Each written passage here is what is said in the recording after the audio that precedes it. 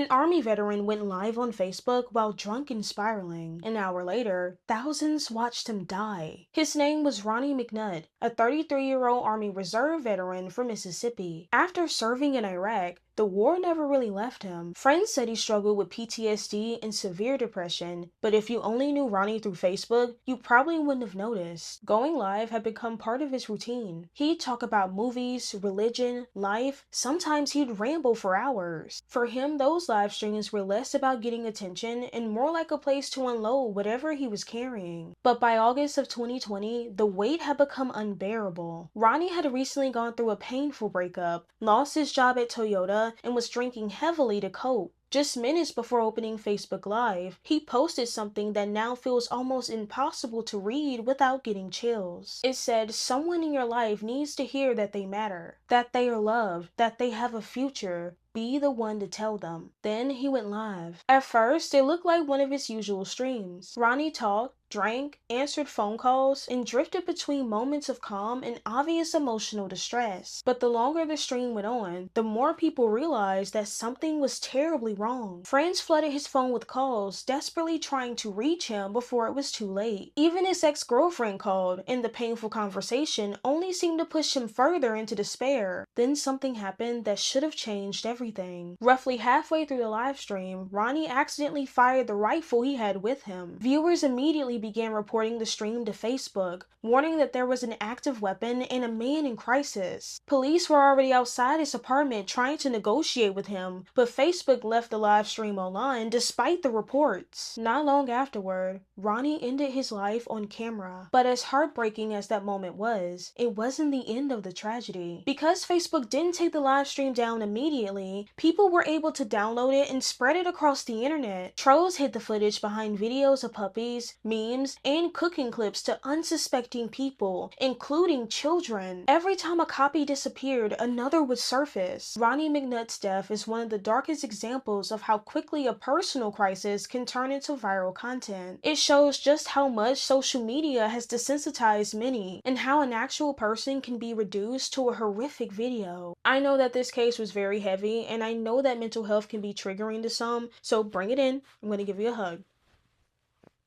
With that being said, what do you guys think about this case? Leave your thoughts in the comments below.